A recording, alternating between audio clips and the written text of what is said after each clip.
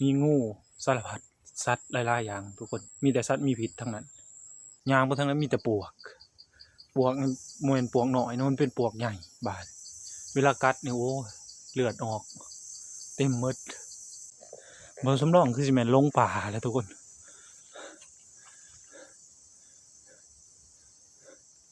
ไปทางใดก็บ่ได้บาดเลาะไปทางใดก็ตุงเต็มมืดมีแต่เขื่อแบบนี้เนาะหลอดไปบนสำรองค่อยๆหลอด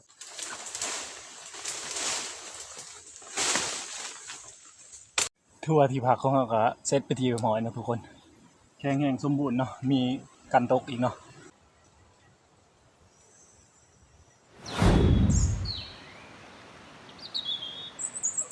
สวัสดีครับผมบ่าวสำรองจากส่องบ่าวสำรองบานปลาครับสบายดีคอยบ่าวสำรองเนาะจากส่องบ่าวสำรองบานปลาคือทั้งมื้อนี้บ่าวสำรองสิได้ไปหาต่อแล้วก็ไปหาแหนมต่อทุกคนแล้วก็ไปหาเครื่องมาถั่วเนาะไปทุกคนนี่คือปัญหาหลักๆเนาะทุกคนเนาะในการเดินป่า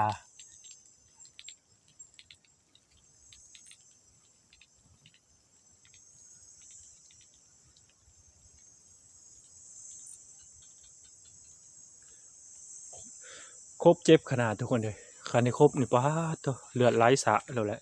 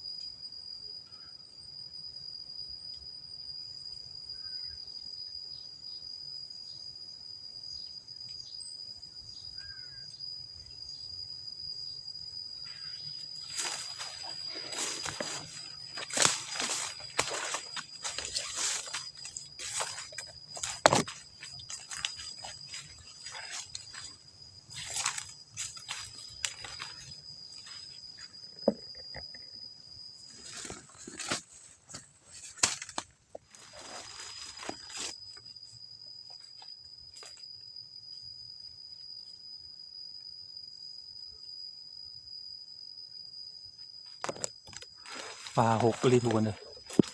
งาใหม่นี่ก็หักลงประมาณมื้อคืนนี่ทุกคนเลยนี่มันหักลงเพราะว่าฝนตกเนาะหับน้ำหนักบ่ไหวเนาะเครือเกี่ยวลายก็เลยหักโอ้แต่อุปสรรคในลายเลยทุกคนเลยเห็นบ่อ๋อเต็มหมดพ้นเศร้าแบบนี้พ้นตกแล้วพ้นเศร้านี่เนาะผลเสียมานี่เราก็เจ็บแท้ๆได้นี่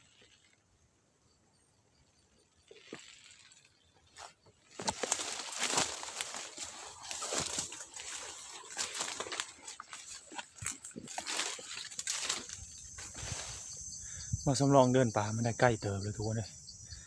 ใกล้ถือว่าใกล้แห้งเลยเนาะเมื่อยแหละเผื่อแตกมาถีบเนาะพักผ่อนมาไล่บอลแต่บริทายให้ทุกคนเมืองทุกคนเลยยางบนทางนั้นมีแต่ปวกมันปวกหน่อยมันเป็นปวกใหญ่บาดเวลากัดเนี่ยโอ้เลือดออกเต็มมืดตีนมาสำรองนี่มีแต่เลือดโอ้ยมีแต่ปวกเนาะไปยากเลย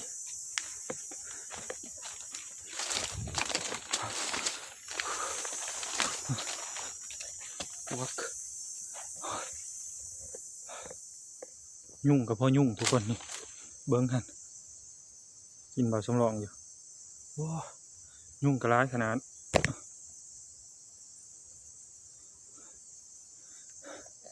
บ่าวสำรองคือสิแม่นลงป่าแล้วทุกคน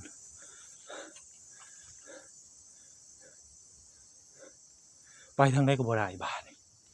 มีแต่ตุ้งเนาะหลอดจนเมื่อยโบวิดเจ๊กเถอะโอ้ยเมื่อยแหละ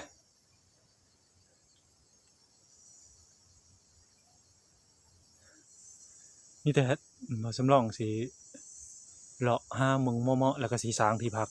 พอได้พักอาศัยก่อนทุกคนบ่ได้ดอกเลาะไปแห้งบ่จือทุกคนเลยมีแต่เฮาสิพักผ่อนแล้ว คันว่านะครับได้อยู่กับมืออื่นเช้าเนาะจังสิฮู้ว่าจุดใดเป็นจุดใดเนาะมีแต่ป่ามีแต่ตุ้งเนาะเลาะไปทางใดก็ตุ้งเต็มหมดมีแต่เขื่อแบบนี้เนาะหลอดไปบ่สำรองค่อยๆหลอดไปคือว่าชีวิตเลี้ยวไปเห็น2วางเนาะเห็น2วางเล็กๆน้อยๆบ่สำรองก็หลอดไปเพื่อไปโปโลใส่เลี้ยวหาทิศหาทางเนาะจื้อทิศอยู่อยากหลอดไปทิศเหนือเนาะตอนนี้เพราะว่าทางนี้ฮะสิเป็นทิศเหนือเนาะนี่ทิศตะวันออกนี่แม่นแหละทางนี้ทิศเหนือนี่แล้วทางนี้ทิศตะวันตกนี่เพราะว่าตะเว้นนี้ค่อยบ่ายลงแล้วเนาะ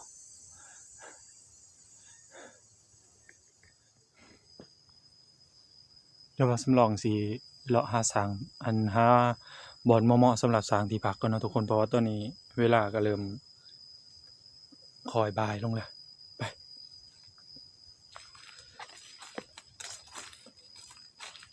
ในการสร้างที่พักในป่าปัญหาหลักๆก็คือ1ยุงเนาะทุกคนเนาะช่วงนี้ระยะฤดูฝนเนาะ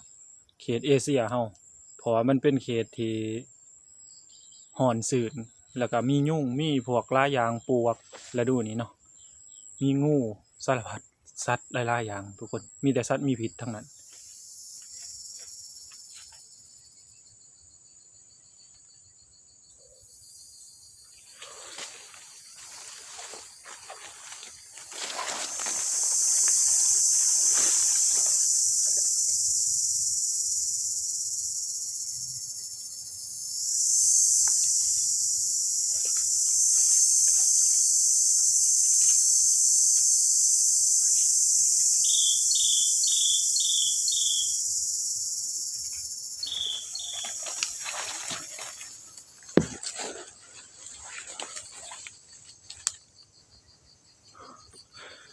บ่สำรอง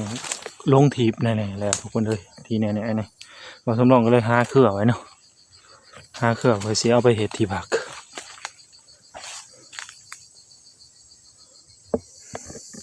คันสิเอิ้นคนก็บ่ส่งสิมีไฟมาผ่านแท้นี่ทุกคนเอ้ย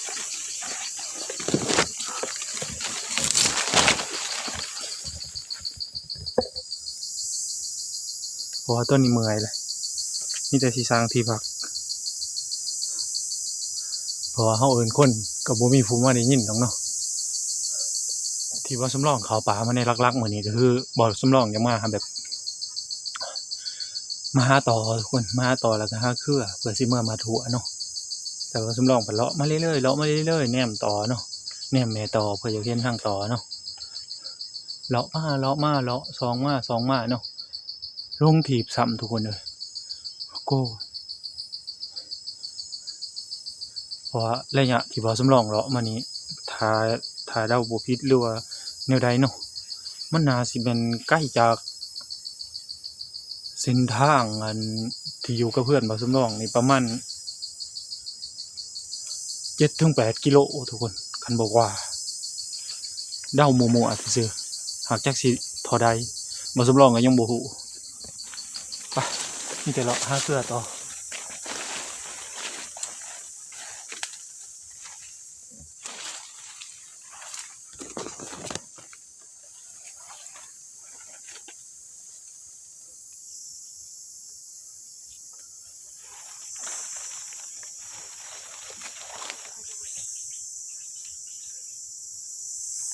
เครือก็บ่เห็นทุกคน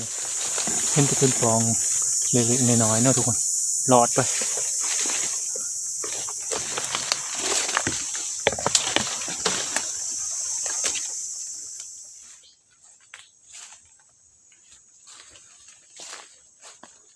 นี่ทุกคน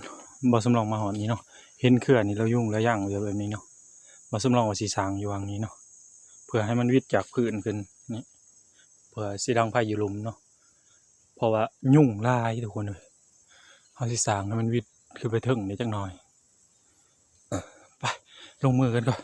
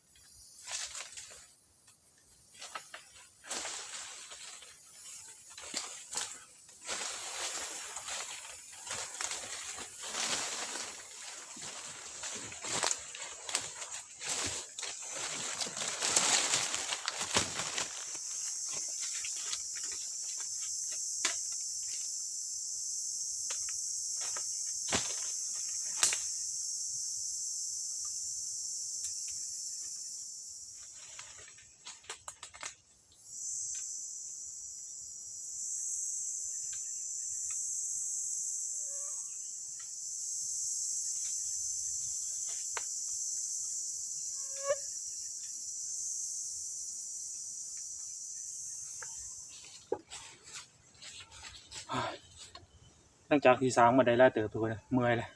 กินน้ำก่อน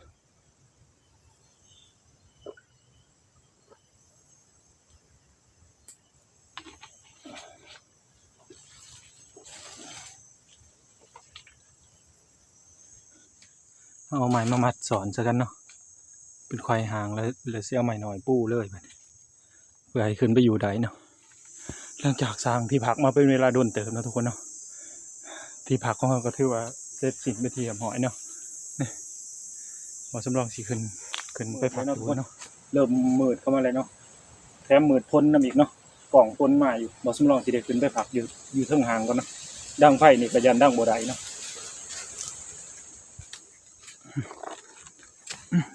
นี่ที่พักของเราทุกคน